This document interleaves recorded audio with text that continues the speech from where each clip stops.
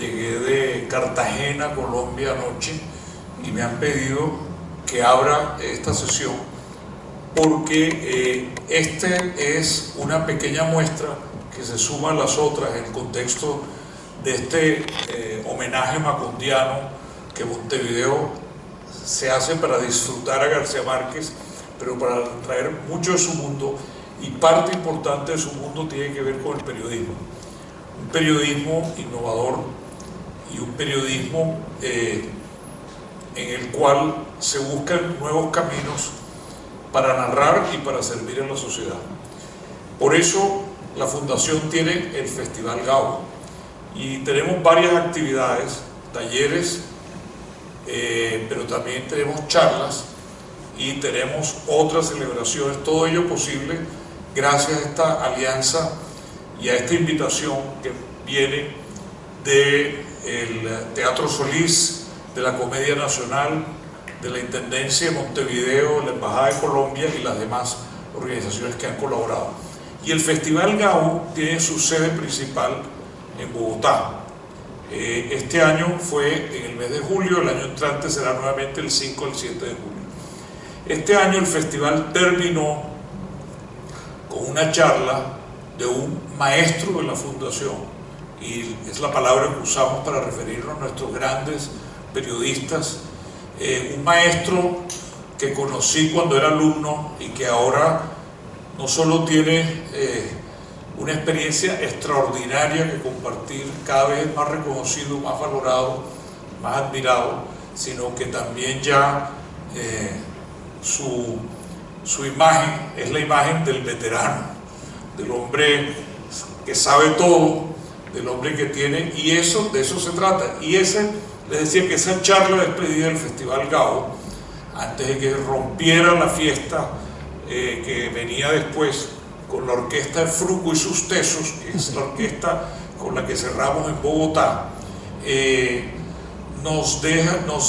de alguna manera establecemos un vínculo al que sea la primera de las charlas de este mini Festival Gabo en Montevideo, y es la charla justamente del maestro Cristian Alarcón. Yo quiero darle la bienvenida a Cristian y a la gran periodista uruguaya Azul Córdoba, que viene a hacer la conversación con él, y contarles que Cristian Estado, que viene además con Sol Dinestein y toda su bagaje anfibio desde Buenos Aires, porque la fundación es latinoamericana, sus maestros son latinoamericanos, pero son procesos, como en el caso de Cristian Alarcón, que muy conectados desde su sede de Buenos Aires, ya ustedes saben, él es chileno, él tiene proyectos también actualmente con Chile, pero es una de las personas que se mueve por todo el continente compartiendo no solo saberes, sino esa vocación de innovación y transformación periodística que, de la mano de, en este caso, del concepto que está desarrollando el concepto del periodismo performático, nos acerca a, aunque él lo aclaraba hoy en el taller, esto no es teatro, sino un periodismo, y ya eso lo tocará, pero qué bueno que ese periodismo que a veces se hace sobre las tablas nos acerque a escenarios como el del Teatro Solís para abrir esta serie del Festival Gabo, en el cual la pachanga no es hoy, sino será el sábado, ¿verdad? Embajador tenemos, pero la pachanga va a ser con vallenato, ¿verdad? Por cierto. Plaza Matriz. Eso. ¿Dónde es que es la plaza? Plaza Matriz. Tenemos dos, mañana 8:30 en la Gallera y el sábado 1:30 en la Plaza Matriz. Exacto, pero esa es la pachanga musical. Ahora empecemos con la pachanga de las ideas renovadoras del periodismo, con Cristian Alarcón y Azul Córdoba. Gracias. Bueno, buenas tardes, todavía no son buenas noches, pero nosotros también queríamos pachanguear. Yo, de hecho, desde que empezó la invitación, desde que Carolina me escribió para bueno, poder entrevistar y charlar con Cris hoy, mi aspiración era pachanguear, será mañana. Hoy nos toca trabajar todavía un poquito, pero es un placer poder conversar con Cristian Alarcón. Ya lo presentaba Jaime, para mí es un honor esta invitación, también que ustedes estén aquí, que quieran escuchar todo lo que tiene para contarnos Cristian, que además es un referente, es un maestro de la Fundación Gabo, pero es un referente para cualquier periodista, creo yo, de América Latina seguro, y además con una expansión muy grande, también a raíz de su merecido premio Alfaguara de novela el año pasado, que lo hizo girar por todos lados. Así que primero buenas tardes, Cristian. Buenas tardes, gracias por acompañarnos, bienvenidas y bienvenidos. Que todavía no lo había podido escuchar. No vamos a hacer karaoke por ahora. No, bueno, más tarde. Más tarde. Nada, entonces es una alegría poder conversar con él, también porque está dando el taller a la mañana, ayer, hoy y mañana, ¿no? Estuviste dando este taller que empieza a ser una introducción, creo yo, aquí en Montevideo, en Uruguay, de lo que es el periodismo performático, y trae mucho de este espíritu anfibio, diría yo, que vos encarnás, porque en realidad pensando toda tu obra, tu carrera, la construcción de tu identidad es anfibia, ¿no? Tenemos identidades anfibias. Naciste en Chile, después te fuiste a vivir a Argentina, estudiaste en La Plata. Yo tengo también el gusto de haber estudiado en la misma facultad de él, compartimos profesores. Hay algo que está bueno, me parece, del momento de hoy, que es encontrarnos, ¿no? Cómo los caminos nos vuelven a encontrar una y otra vez. Entonces por ahí empezaría por ese lado. Mira, casi que te diría cómo construir, cómo es para vos construir esta identidad anfibia en vos y en los medios que vas creando, ¿no? Gracias, Azul. Es bonito eso de... Siempre que aparece La Plata a mí se me hace una sonrisa porque, bueno, ustedes habrán estudiado en distintos lugares y tendrán el mismo recuerdo de lo escolar, que pudo haber sido igual para algunos duro, pero la universidad es uno de esos momentos que uno atesora y que lo marcan para siempre. Yo lo hice en La Plata y llegué a Buenos Aires como un anfibio con trenzas, ¿no? Unas trenzas largas que traía del sur de Chile, que habían sobrevivido en la Patagonia Argentina, y cuando me enfrenté a la ciudad de Buenos Aires me asusté. Debería haber venido a Montevideo, que para mí es la ciudad del tamaño ideal. Buenos Aires, monstruosa como es y como era en la década del 90, me asustó. Mi padre, que es un hombre al que le recrimino y le agradezco haberme dado unos niveles de autonomía extraordinarios, me dijo: ahí está La Plata, anotate. Y se fue a trabajar, me dejó en un hotel de Buenos Aires. Yo caminé hasta la avenida Corrientes y me refugié en la sala Lugones a ver películas rusas. Y después volví mucho a ese lugar, pero añoré un lugar más tranquilo y fui a La Plata. Y esa anfibedad creo que tiene que ver justamente con este carácter intermedio, transicional. Yo terminé en Buenos Aires, lo transicional en términos de un modo de no ser siempre lo mismo, ¿no? De asumir que no somos siempre lo mismo, de cultivar de algún modo la calma aún en el movimiento. Es decir, a nosotros nos demandan a lo largo de toda nuestra vida que definamos nuestras posiciones, ¿no? Alguien que no está definido es alguien criticable, por tibio, por vascular, ¿no? Occidente se construye en torno a pretendidas certezas, y el planeta, el mundo, nuestros países, nuestras ciudades, el clima ahora, ¿no? Nos sumergen en una situación de incerteza. Quizás por eso lo anfibio adquiere una actualidad cada vez más relevante, más pertinente, más apropiada para definir un modo de estar en este mundo. De modo que aquella hibridez de la migración, que fue la migración de Chile a Argentina, que está en esta novela que salió el año pasado, de una familia que debe cruzar la cordillera para de algún modo salvarse, que siempre es la historia de la migración, no solamente la del exilio, no hablo de exilio, hablo de migración. Esa nueva migración que nos llevó de las provincias a la capital para estudiar, esa migración de lo no habitado de la ciudad para ir a la ciudad más pequeña donde se busca refugio,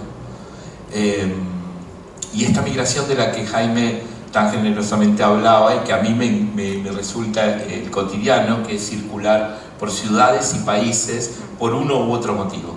Gracias a la Fundación Gabo, al comienzo, creo que mis primeros viajes internacionales fueron los viajes a los talleres de la fundación, con algunas localidades, ¿no? Porque uno se enamora especialmente de algunos lugares. Entonces Cartagena, Barranquilla para mí se transformaron rápidamente en mi pasaporte en un lugar repetido. Y luego esa circulación, una circulación que hizo nacer una revista que fue anfibia, pero que derivó luego en otras prácticas transicionales que sigo auspiciando en mí, auspiciando en el equipo con el que trabajo, que es un grupo de jóvenes que ya no son tan jóvenes, ya ninguno de nosotros es tan joven. Ya hay hijos, ya hay de todo. Sí, ya cuando lleguen los nietos es cuando digo, por ahora estamos en la fase de los niños anfibios. Claro. Por eso está bueno, porque seguir pensando en generaciones y en cómo renovar el periodismo, ¿no? Al final parece que en un punto siempre se trata de eso, y la crónica en ese sentido como género tan de multiverso, ¿no? Hoy decimos eso, pero para mí la crónica es eso también, y vos lo has abierto tanto en esto, en los distintos lugares que vas pisando, en los distintos equipos que vas armando, en los distintos territorios que vas recorriendo, ¿no? Parece que hay una suerte de varita mágica del arcón que va tocando y abre nuevas ideas. Decías recién esto de estamos en un momento, en una coyuntura de mucha incerteza, y si hay algo que también hemos aprendido con la crónica, con la formación que la Fundación Gabo nos ha dado en torno a este género, es que justamente la crónica lo que hace es instalar la duda por sobre la certeza, abrir nuevas preguntas, y también en eso de abrir nuevos caminos, a ver cómo vamos a contar esas historias, ¿no? Entonces, ¿por qué o cómo llegás a la performance como una herramienta más para sumar nuevas formas de contar historias, ¿no? Un camino elíptico, ¿no? Les debe haber pasado que hay cosas que en su primera, segunda o tercera infancia, en su primera, segunda o tercera juventud, les ocurrieron, ¿no? O nos ocurrieron, que emergen en la adultez.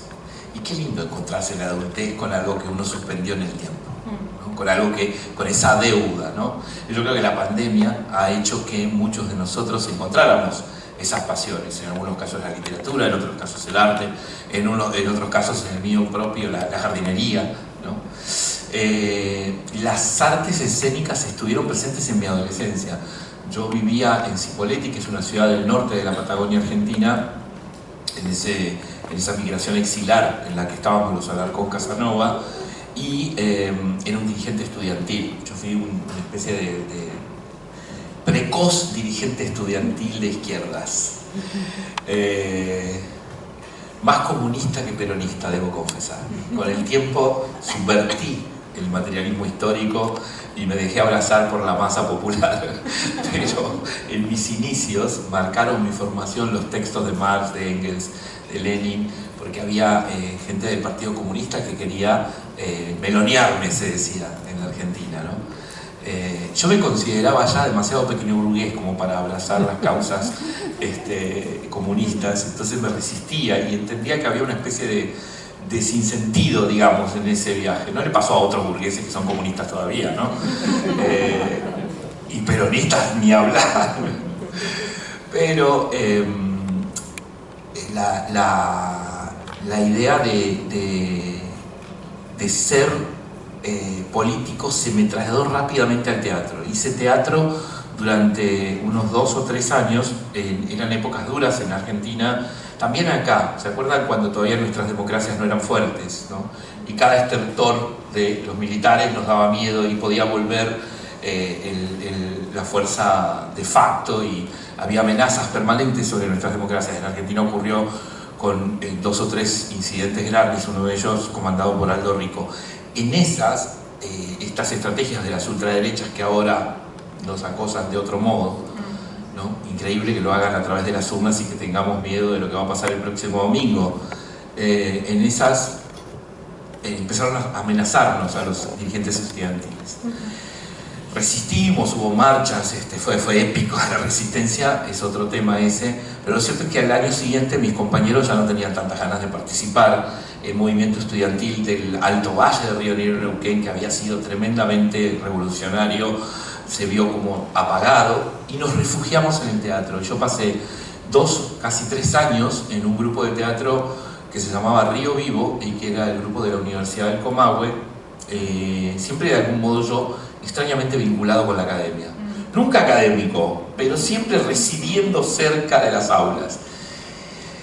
Y entrenábamos con las técnicas de Eugenio Barba, del Odin Theatre, unas técnicas extremas, un entrenamiento físico extremo. Nos vendaban los ojos para bailar Carmina Burana, para bailar ritmos africanos. Teníamos conciencia espacial del todo. Éramos capaces de frenar 5 centímetros antes de la pared, caer con el pecho al piso sin hacernos daño. Teníamos un maestro que murió muy joven, Daniel Vitulich, murió de un ataque cardíaco en la ducha, injustamente muy joven, bello, del que todas y todos estábamos enamorados. Y nos decía, usó un mantra, tenía: chicos, cojan, ustedes cojan, que la vida les va a sonreír. Algunos les dimos pelota, otros no tanto. Hay que hacer una remera de eso, ¿no? Pero empezó a la casa y decía: chicos, cojan. Éramos muy tímidos, por supuesto que ni cogíamos, éramos unas criaturas más Heidi Pedrito imposible, ¿viste? Pero en la Patagonia árida, para colmo. Quiero contarles esta historia para que se comprenda que esa elipsis demoró, no sé, 30 años. Hace más o menos, Azul, vos conocés a Roberto Hercher, un académico que trabaja sobre el periodismo narrativo, tiene un gran libro de periodismo narrativo.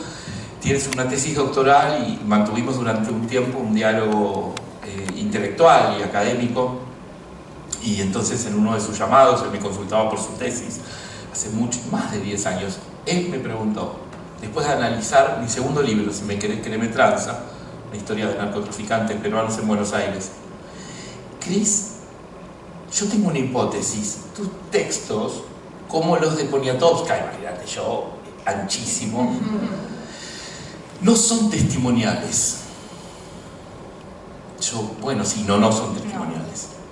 Yo pensé, me va a decir son literarios. Me dijo, no, son dramatúrgicos. Yo tengo esa hipótesis. Tus voces, el libro, si me querés, es dramatúrgico, sí, es un libro de voces, un texto de voces, criticadísimo por mis maestros anglosajones norteamericanos que consideran que trabajar con voces es inadmisible en la non-fiction macha, recia y fáctica del norte, ¿no? Ay, no cerraron ese antro todavía. Exacto.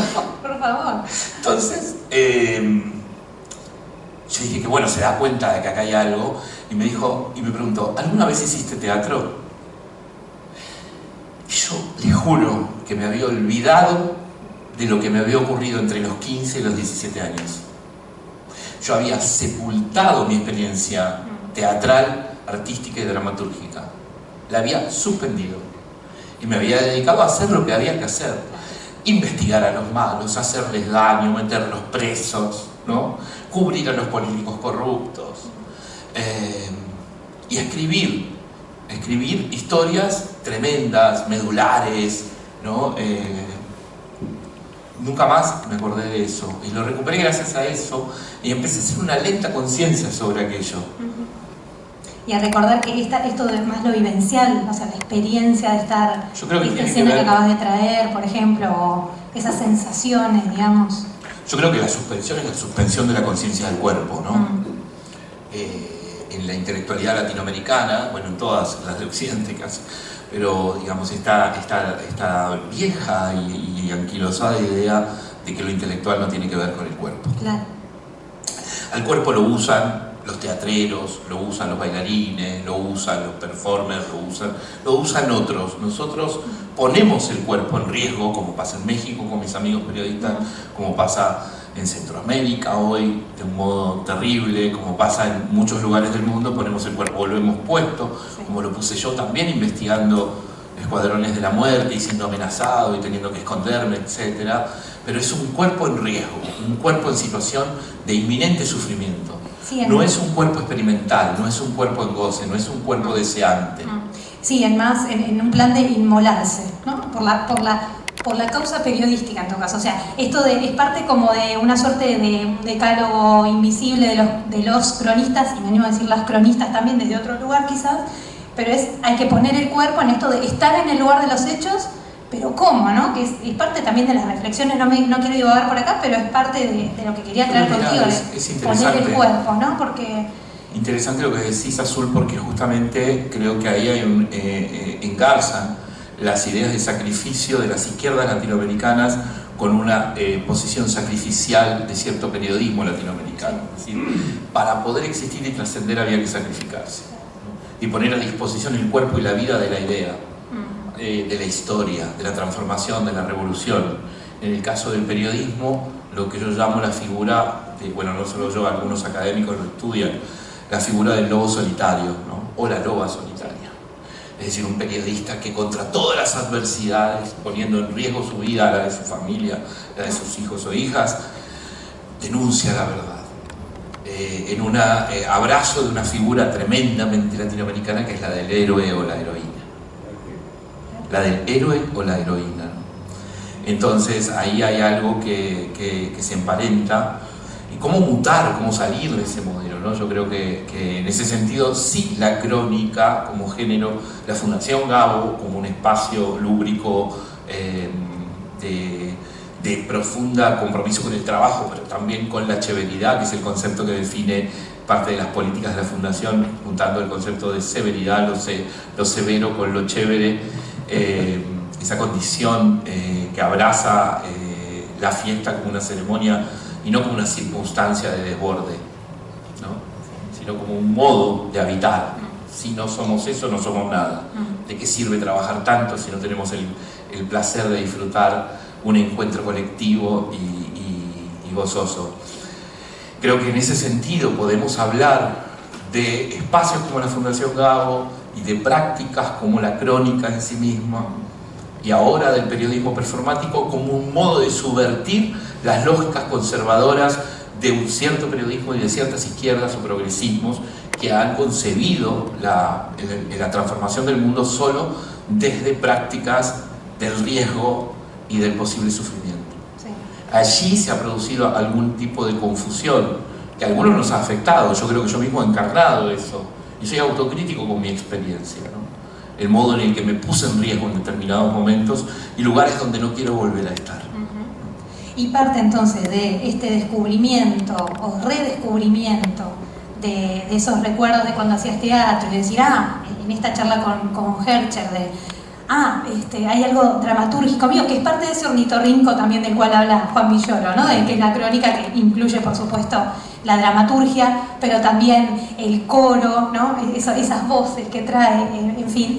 En ese recuerdo tuyo empezás como a pensar más en desarrollar mucho más este periodismo performático, o sea, como otra forma de contar historias que también tiene mucho de pensarlo en colectivo, ¿no? De armar, de salir de este lugar de periodista solo, héroe, épico, no inmolado me pienso más, construyo en colectivo, pienso con otros, con otras, ¿no? De hecho, yo creo que se lo contaba a mis alumnos que están conmigo durante las 2 mañanas que pasaron y estarán conmigo mañana, se nos hace cortísimo el taller, porque la verdad es que las ideas que traen disparan múltiples preguntas y a mí me producen, además me provocan y me incitan a una reflexión de un orden teórico que no estoy habituado a hacer, no porque no me guste teorizar, que me encanta, ¿no? Como dicen en Colombia, pensar mierdas, hablar mierdas también, como me gusta, pero uno no tiene tiempo de hacerlo, ¿no? O sea, va tan rápido todo que de verdad que extraño mucho, digamos, esas posibilidades, y el taller se está dando. Y les decía, hay un delay, les decía de cómo pensar cómo pensar las historias del periodismo performático, en esto de poner las ideas en juego en colectivo. Lo colectivo, recordaba el inicio del periodismo performático, que no fue una visión exactamente de que esto iba a culminar con esta experiencia a la que convocamos a jóvenes o no tan jóvenes periodistas y artistas a juntarse para proponer un tema, investigar durante meses y en lugar de sacar un texto, sacar una performance, ¿no? Escénica, además, porque al comienzo lo hacíamos también con intervenciones en la vía pública, con otro tipo de performance de una tradición distinta a la performance escénica, es decir, algo que ocurre en un tiempo dado, en un sitio específico, en general en salas, con ciertas condiciones técnicas, etc. Pero en realidad todo comenzó con un proyecto artístico de un gran periodista, y yo creo que es además un artista, que se llama Sebastián Acher, que escribió varios libros de crónica, entre ellos Sangre Salada. Quizás la crónica es una feria popular más interesante que se haya hecho en América Latina. Sebastián se obsesionó en determinado momento con bordar. Sí. Ahora, les decía a los chicos, está de moda que las maricas bordemos. Hay un movimiento de maricas que se dedican al bordado y hay un emblema marica con el tema del bordado, me parece fantástico. Pero quiero decirles, chicas, lo hicimos hace 8 años, o sea, no es tan innovador. El arte textil tiene 20. Y Sebastián hace, 8 años empezó a estudiar bordado. A estudiar seriamente bordado, a juntarse todas las semanas con un grupo de artistas, sí. ¿no? Tácate, tácate. Y luego se fue de viaje a Perú para aprender el bordado de los pueblos indígenas de la selva peruana. Y luego se fue de viaje a Paraguay para aprender el bordado del ñandutí, ¿no? Y empezó a rescatar los bordados ancestrales. Yo lo observaba, porque además yo era su jefe y le debía dar los permisos para que se fuera a aprender bordado. Ya como me estás cargando, te vas a ir a Paraguay a aprender ñandutí. No, me estás mintiendo, te estás yendo de joda. O sea, esto no es verdad. Era verdad. Era verdad. Era verdad, porque volvía y bordaba cada vez que podía. Bueno, en fin. Él desarrolla un proyecto, porque además él tenía una obsesión con el tema de los pueblos originarios y con el pueblo mapuche. Había sido uno de los fundadores de Indymedia, aquel medio que rompió los esquemas también del periodismo digital. Entonces Sebastián venía investigando y uno de sus amigos antropólogos descubrió un acervo fotográfico del Museo de Ciencias Naturales de La Plata, que es el lugar en el que, fines del siglo XIX, comienzo del siglo XX, fueron encerrados todos los caciques y las esposas e hijas e hijos de los caciques mapuches que fueron apresados en la conquista del desierto o el genocidio indígena en la Patagonia Argentina. Esas personas habían sido sometidas a distintos tormentos y muchos de ellos murieron de tristeza y de enfermarse por el encierro en este museo. Alguien les tomó fotografías. Esas fotografías son cuerpos y miradas que transmiten un dolor tremendo por la tremenda injusticia por la que pasaban. Sebastián consiguió esos negativos, los envolvió papel, los reveló y comenzó a abordarlos. Abordarlos con ñandutí, abordarlos con los métodos que había aprendido. Esas fotos comenzaron a tener otra relevancia. Y se inventó un proyecto y me convenció para que Anfibia, que no tenía un peso, yo no sé, de verdad, no sé de dónde carajo sacábamos la plata. No sé, no me acuerdo. Porque además, gran parte de mi trabajo es la gestión para conseguir lo necesario para hacer todas las locuras que hacemos. Y conseguimos la plata y él se fue a Bariloche. Y desde Bariloche hizo el camino de Inacayal, el cacique principal que había muerto encerrado en el Museo de Ciencias Naturales, y volvió a hacerlo entero, recorriendo cada lugar por donde pasó esa tropilla de caballos y soldados del general Roca con los jefes mapuches presos. Y en cada lugar se reunió con las familias mapuches que aún viven en los territorios, les enseñó a bordar, ellos enseñaron sus propios modos de bordar, les enseñó a revelar fotos y bordó las fotos con ellos. Eso se transformó en un sitio, el primer sitio quizás transmedia que tuvo Anfibia, y fue la primera experiencia artística que yo podría citarles de esto que hoy llamamos periodismo performático. Está lejísimos de lo que hacemos hoy, pero ahí ves como lo colectivo, es decir, no se me ocurrió a mí.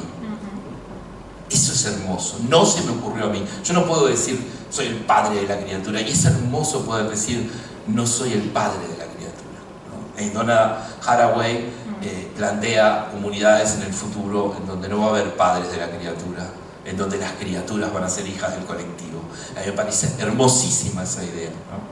Sí, y eso tiene además mucho que ver desde la idea y desde la materialidad con parte de las definiciones en torno a qué es una performance, ¿no? Y que tiene que ver mucho con, por ejemplo, descoser desde abajo las tramas de la formación y las filiaciones de lo teatral, ¿no? Entonces, en este diálogo que tenemos también con la academia desde un lugar anfibio, ¿no? Ninguno de los dos es académico, sin embargo estamos todo el tiempo en diálogo y en alianza con la academia para renovar también esa formación desde un lugar, me animaría a decir también, plebeyo, trayendo a nuestra gran querida María Moreno también, ¿no? Vamos a traerla acá un poco, pero quiero decir... ¿Cómo nos salvó María de la academia, no? ¿Cómo Porque nos no, digamos, si María no fue académica, ¿por qué tendríamos que ser académicos nosotros, digamos?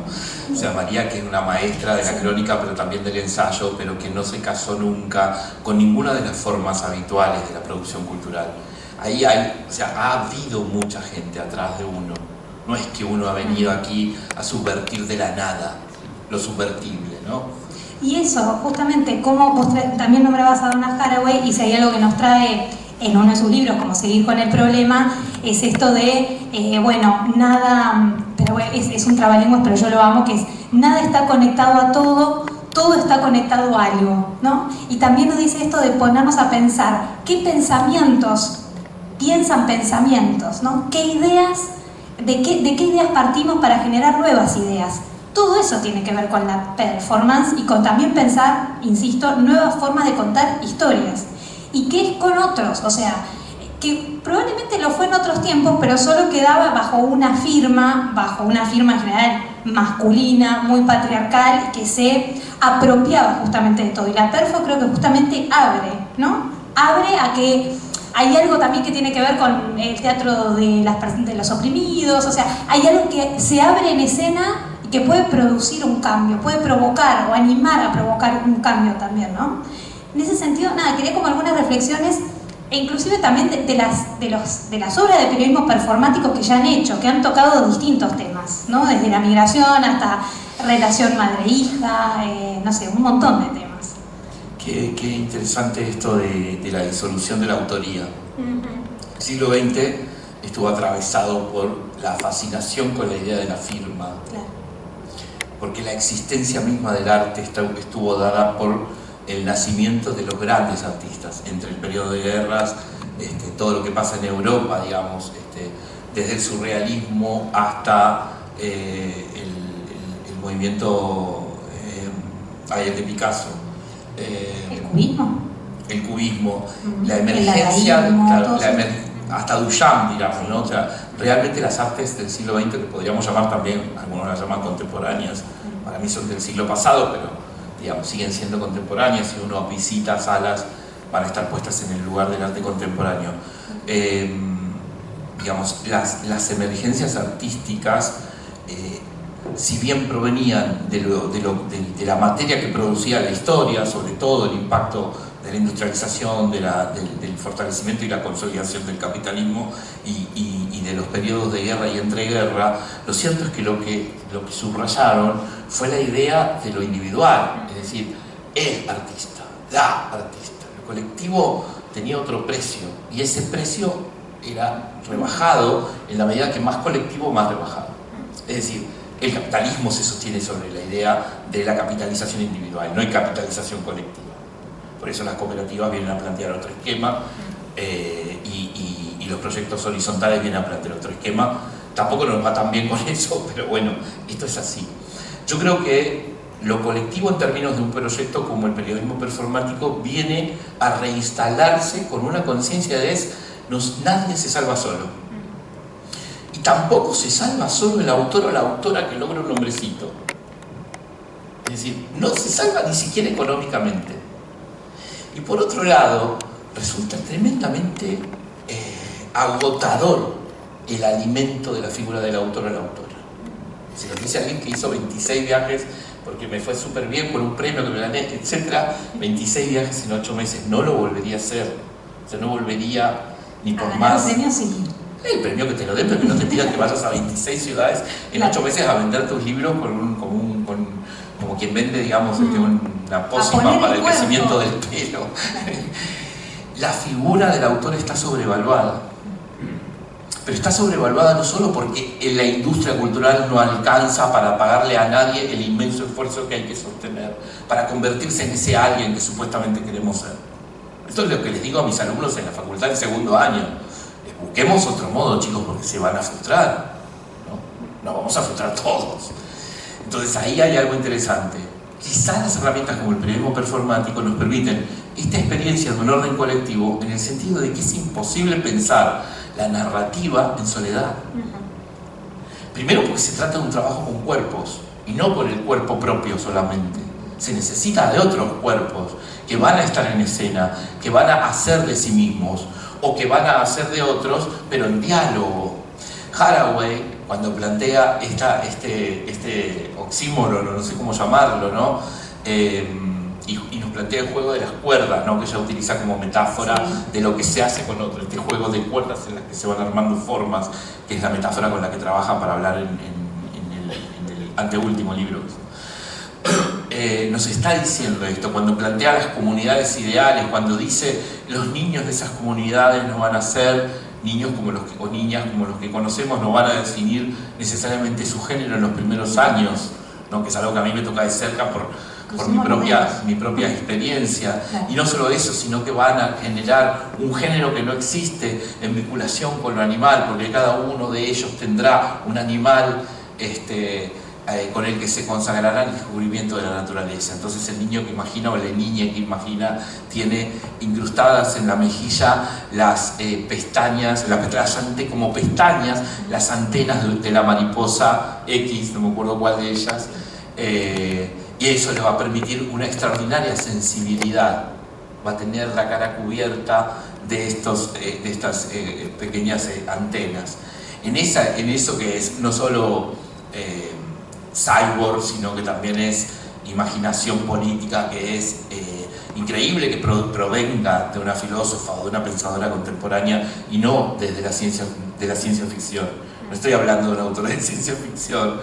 Hay un aprendizaje, ¿no? Y en ese aprendizaje algunos tenemos la posibilidad de abrevar, no solamente en el aprendernos la teoría, sino ejercerla, ¿no? Y ejercerla en este tipo de creaciones, llevar el periodismo a la creación, llevar la idea de la investigación rigurosa, comprometida y diría casi lacerante, porque requiere de muchísima información la posibilidad de la creación performática.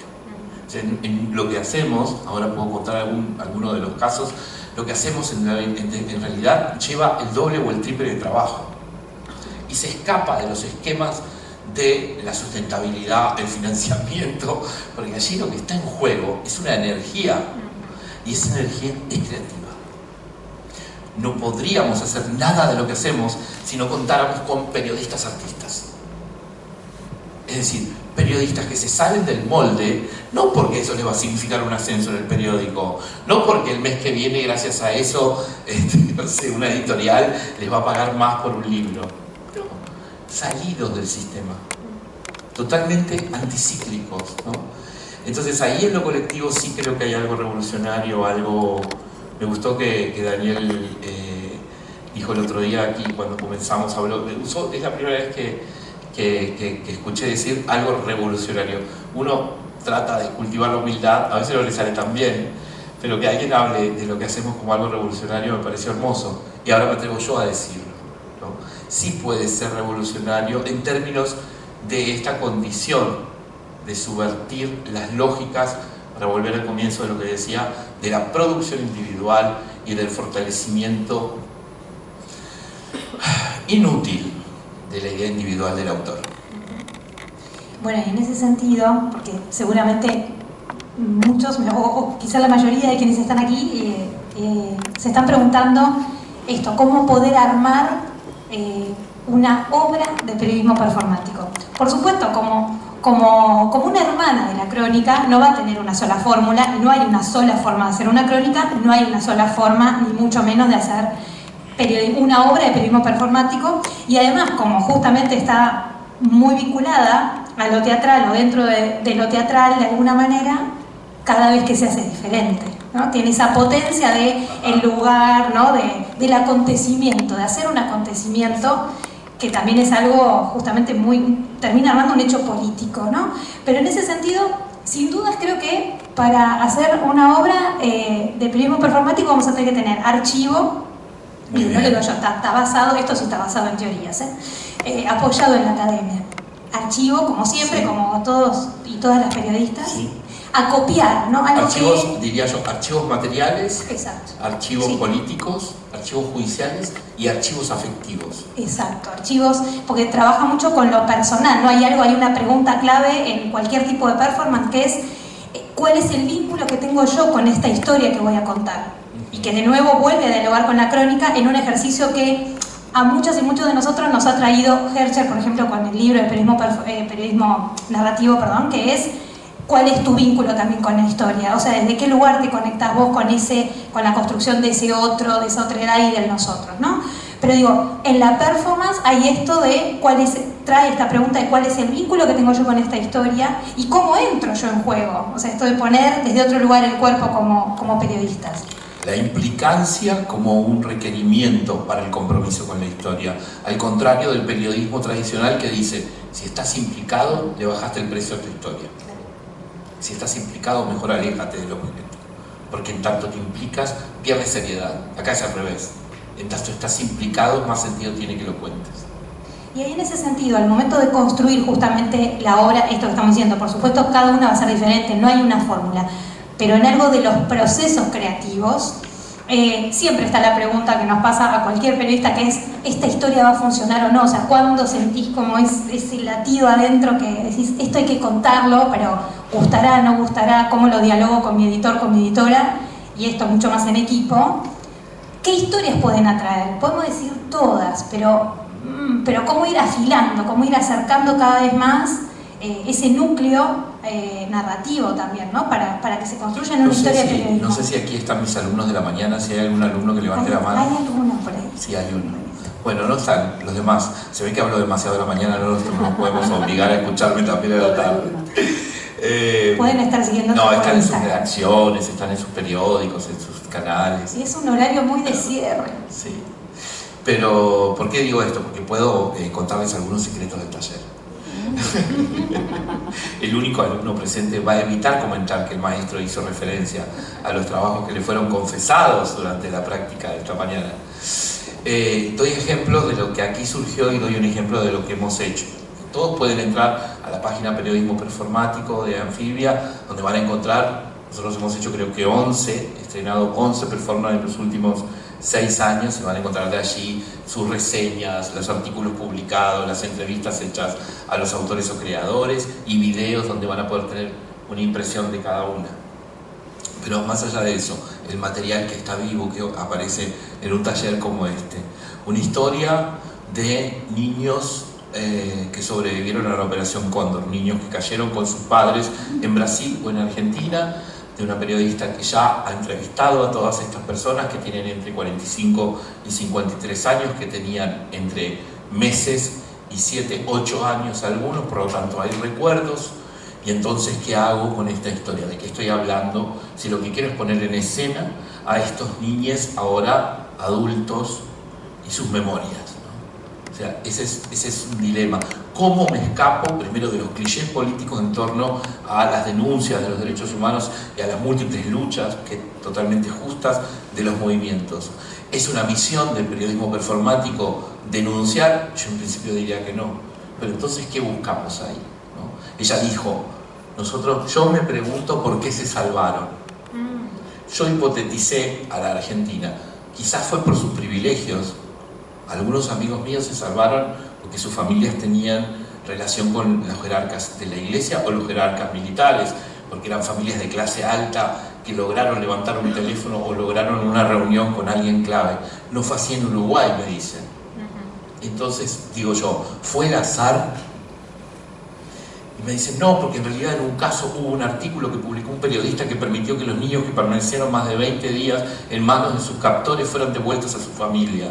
Y luego ella reflexiona y dice, pero quizás fue el azar, porque si ese periodista no hubiera aceptado hacer ese artículo, y lo entrevisté, y confiesa, es que no sé por qué lo hice, hay algo del orden del azar. Y entonces ahí se vuelve poético el sentido del azar en estas vidas que pudieron no continuar, o en estos niños y niñas que pudieron haber quedado en mano de sus apropiadores, en otro país. El modo en que regresaron. Bueno, a partir de ahí empieza todo un trabajo de selección. Entonces yo lo llamo el casting, suena frívolo, pero uno tiene que hacer casting para sus propias novelas, para sus propias crónicas, para todo, y también para el periodismo performático. Tengo 3 familias, no puedo trabajar con las 3.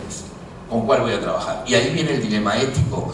Vamos a trabajar con aquellos cuya subjetividad pueda soportar el ejercicio del recuerdo. vamos a trabajar con aquellos que tengan una contención terapéutica que les permitan transitar este proceso creativo, diciéndose a sí mismos una y otra vez en escena, sin llorar, no premiando el llanto, no en la búsqueda de la conmoción por el golpe bajo, escapándonos de ese recorrido que nos propone cierto periodismo supuestamente revolucionario, apostando a que en las historias terribles que tenemos para contar tenemos también vitalidad extrema, ¿no? Entonces, con este no, porque la verdad es que cada vez que lo entrevisto sufre y no. Y ahí el periodismo performático inaugura un nuevo modo de relación y de compromiso con el otro. Porque el periodista en general busca una primicia, el periodista busca el impacto, el periodista busca lo desconocido, innovar con la información. Y acá primero hay un compromiso ético con el otro, con la otra, porque no estoy buscando el impacto, lo que estoy buscando es otro modo de trascendencia. Y para el otro que participará finalmente en un proceso y que va a tener que subir a escena y estar presente y hacer de sí mismo, tiene que ser trascendente también, ¿no? Y tiene que el otro descubrir cosas de sí. Yo no lo tengo resuelto, en mi propio caso, trabajando con Testosterona, que es la performance que estoy ensayando y que estrena este verano. Imagínense que yo dirigí o coordiné o tutelé 11 y ahora voy a hacer la mía. En algún momento Sol Dinerstein, que está acá y que me acompaña en este taller, me dijo: che, ¿no te parece que tendríamos que hacer alguna nuestra? Como diciendo, todo el mundo se está divirtiendo, vamos a hacer algo nuestro. Pero hay una relación que no tengo totalmente investigada y que debo seguir indagando, pero ahora que lo hago yo, sí hay algo de un orden de la sanación. Me recomiendan que estudie psicodrama, no sé si se parecerá a eso. Pero en este ámbito de extremo cuidado, de un cuidado horizontal, en donde se pone en escena algo de lo real, pero en juego con la luz, las imágenes de las pantallas, las proyecciones, la música, el sonido, el paisaje sonoro, los archivos, algo del orden de la belleza ocurre. Y eso, la producción de belleza con lo real, es sanador. No duele igual después, duele menos. Y si el periodismo puede hacer que duela menos, por fin, porque estamos acostumbrados a que la noticia nos duela, y para que sea buena nos tiene que doler mucho. No sé si es tan así, me permito dudarlo, ¿no? Sí, estamos como mucho más formateados todavía, ¿no? Para hacer doler, o sea, para hacer doler y no para impactar, ¿no? Para impactar y no para interpelar, por ejemplo. Y no para. Y esto, por eso, puede crear otra comunión también, ¿no? Otra memoria colectiva, ponerlo en Y también escena. otras incomodidades. Y otras incomodidades. Porque esto no significa, el hecho, lo que les estoy diciendo no significa que esto sea más cómodo. Incomoda, ¿no? Incomoda, no te da respuestas, no te cierra las historias. Te vas a tu casa pensando, y probablemente en los próximos días, después de ver la performance, de presenciarla y de estar con tu cuerpo implicado allí, algo que te ocurre cuando cruzas la calle y un haz de luz pegó sobre determinado objeto, dispara un recuerdo y uno haga una sinapsis de un orden artístico, es decir, diga, por eso me pegó acá, por eso mi sensibilidad fue superior ante este acontecimiento, ¿no? Muchas veces nos pasa, pero nos pasa solo con el arte. Deben recordar, les decía a mis alumnos, la impresión que les dio alguna obra de arte, ¿no? Hablábamos de la obra negra de Goya, esa obra en la que el pintor no se sabe si está hablando de la guerra o del esoterismo de la época, si son ceremonias paganas y diabólicas o contingentes de personas que huyen del horror de la guerra. Si ese que se come al hijo, que sí sabemos que es Saturno, en realidad no es el padre de todos. En fin, esa ambivalencia que logra, ¿no? A mí me impresionó la primera vez que la vi, la obra negra de Goya. La fui a ver ahora en Madrid para volver a pensarla, y fue alucinante, y hablaba del Jardín de las Delicias, ¿no? Quien haya visto ese tríptico y fue de lo luminoso a lo oscuro y pasó por el medio, esta posibilidad además que nos da la edad de volver a mirar aquello que vimos inocentemente quizás, en un momento, y que cuando lo volvemos a mirar nos transmite otra cosa. Quería recordar una de nuestras perfos, por esto que decías, de lo que sigue en proceso de transformación. En la última edición, una de ellas es la performance Penny Pachanga, de una periodista colombiana y una fotógrafa argentina, que se conocen en el baño de una fiesta de salsa, hablando de feminismo. Una fiesta de salsa clandestina que junta a los migrantes y las migrantes colombianos en Buenos Aires, en lugares que no tienen autorización, porque después de que hubo una tragedia terrible en una boliche de rock en Cromañón, es muy difícil abrir un lugar cultural en Buenos Aires porque los controles se volvieron muy difíciles de sortear. Entonces los migrantes que no tienen estos lugares ideales con acceso lo hacen donde pueden, entonces son clandestinas, y luego creo que también fueron medio clandestinas en pandemia. No lo confiesan, pero yo creo que en pandemia los colombianos seguían bailando en Buenos Aires. Entonces tener la pachanga full, sí. Todo bien con el COVID, pero bueno, entonces ellas plantean un dispositivo. Fíjense cómo ahí la creación no es solamente la de las historias, voy a contar grandes historias, el imperativo de la crónica latinoamericana.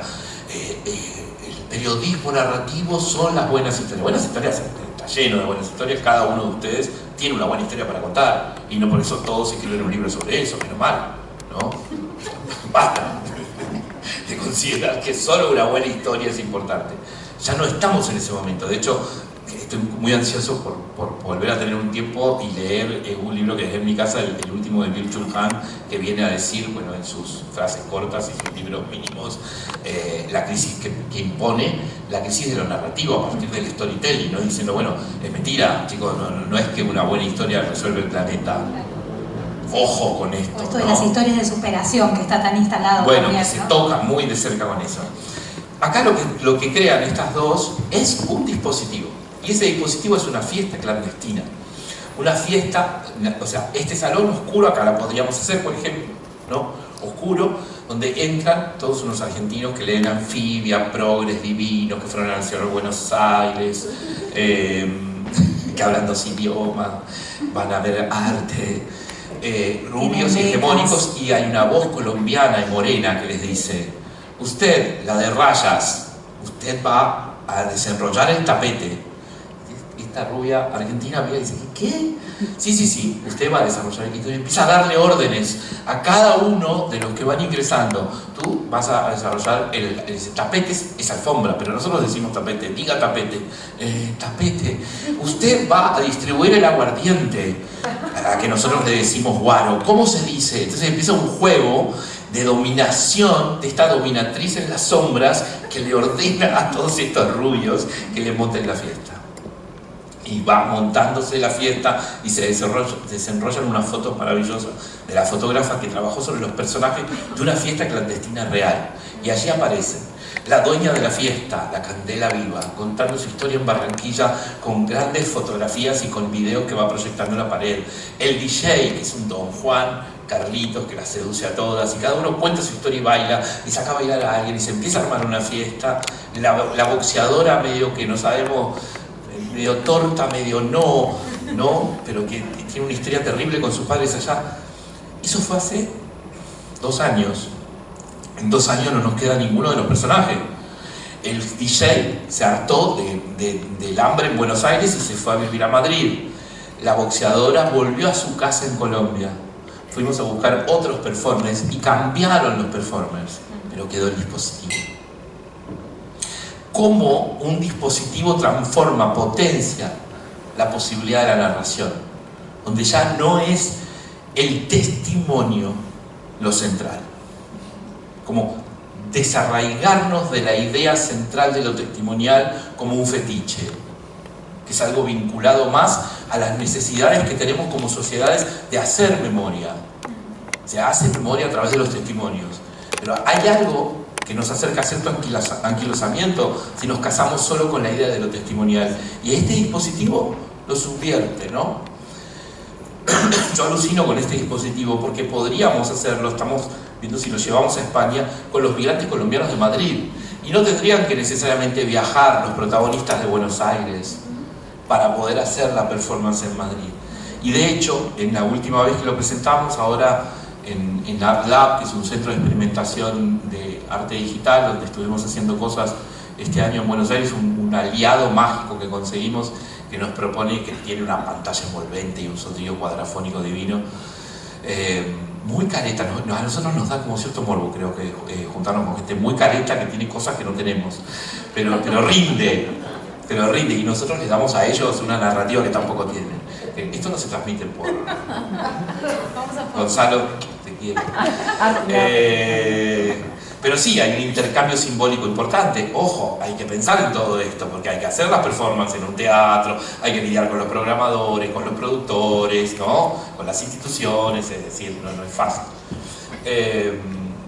Pero en el último yo estaba de vacaciones, igual como buen workahólico trabajaba, y entonces en una de esas tardes corregí el guión. Y me encuentro con las historias nuevas de los migrantes. Carlitos se fue a Madrid, el DJ, y en Madrid le fue peor que en Buenos Aires. Y terminó comiendo en la calle. Y terminó comiendo en los comedores populares. Y consiguió apenas la plata y un contacto para irse a Lisboa, que es un poco más barata. Y allá lo vi, porque me lo volví a encontrar, porque yo fui de ocasiones un poco a Lisboa, y allá estaba, y salimos a pachanguear un rato. Dura su historia. La historia de migrantes que padecen del empobrecimiento del planeta. Es decir, ahí descubrí la Candela Viva, que termina en la pandemia de empleada de una verdulería, ganando 2 centavos y llevándose la verdura para poder hacer la cena de la noche, ¿no? Ahí hizo Irving, que es un chique no binario, ¿no? que viene con su propia historia, donde no solamente caen sobre él todos los prejuicios por su condición colombiana, sino porque además decidió no ser ni varón ni mujer. Y en estas mutaciones aparece algo muy fuerte en esta performance, que es que emerge después de 2 años la interseccionalidad cruda. No se trata solamente de su condición migrante, se trata de una cuestión de clase. Y aparece una palabra feroz: hambre. Y allí nos quebramos. O sea, ante eso nos rendimos. Y de hecho, bueno, los relatos que tengo de quienes la vieron es muy fuerte esa performance, ¿no?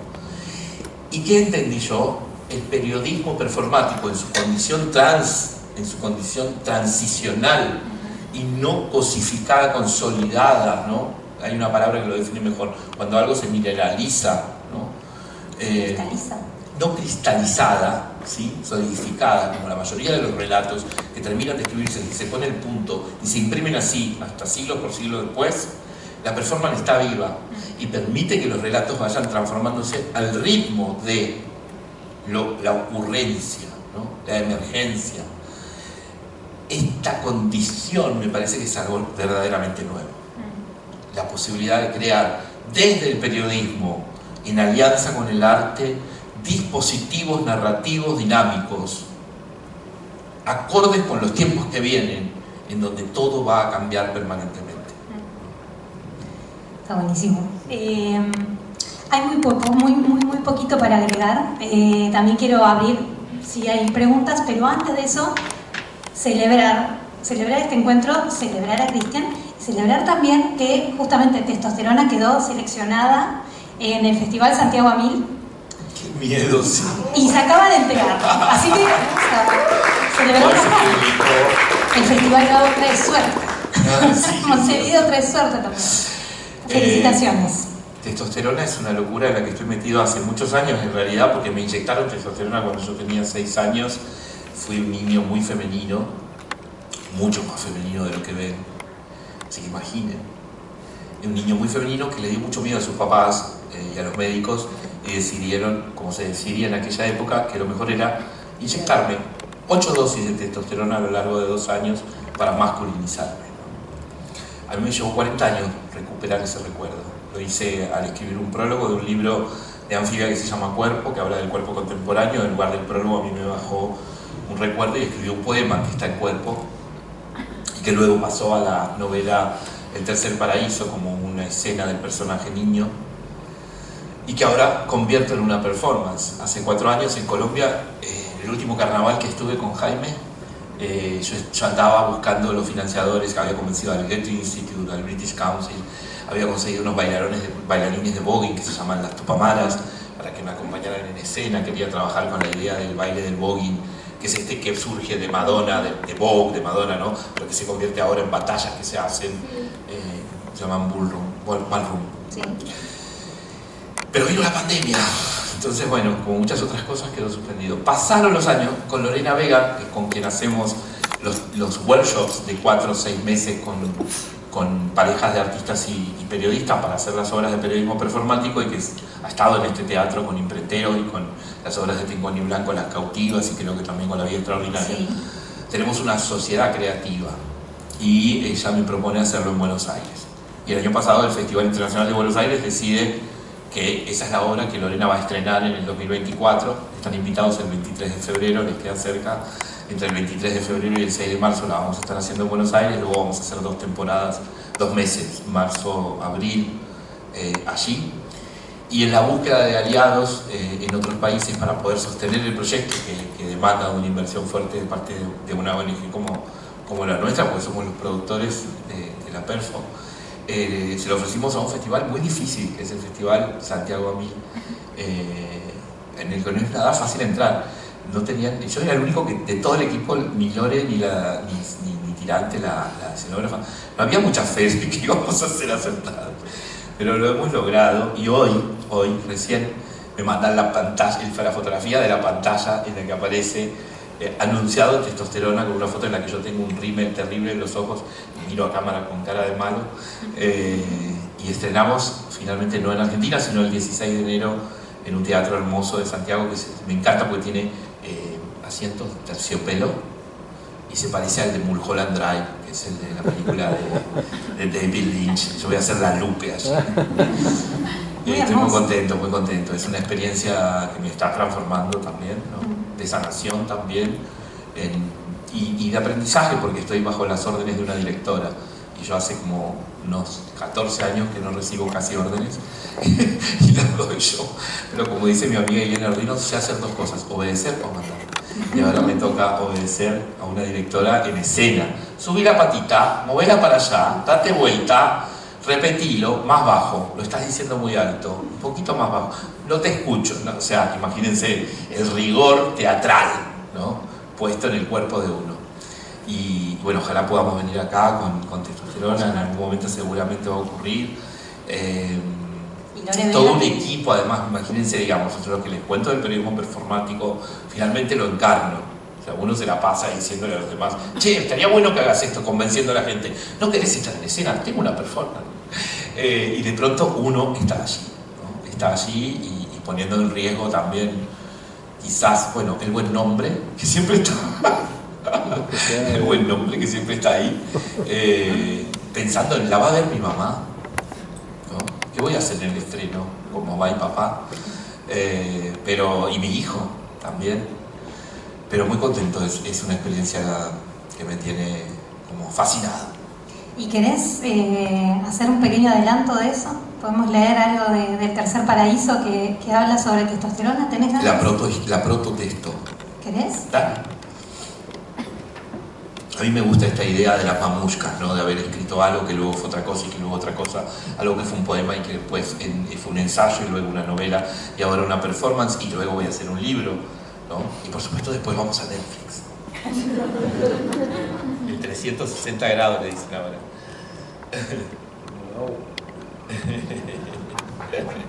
Como Gabo, ¿no? Es que sí, Gabo fue el primer 360 grados, claramente. La bruma del invierno en el valle cubre la mitad del puente. Lo llevan al encuentro de un médico. Cuando están a punto de cruzar el río, se desvían hacia unos sauces y álamos por un camino de tierra hasta una casucha de cemento a 2 aguas. Otras veces han pasado rumbo a la ciudad, al otro lado. El niño sabe que allí abajo, en la costa, hay una sala donde la gente pobre hace fila para que le den comida. ¿Qué hacen ellos en ese lugar? ¿Por qué lo llevan? Las amígdalas ya se las extirparon. Estará enfermo de algo raro. Quizás se va a morir muy joven. Sabe que algo malo está pasando. Puede sentirlo en la respiración de su padre, en el silencio de su madre, en la madrugada que es todavía noche.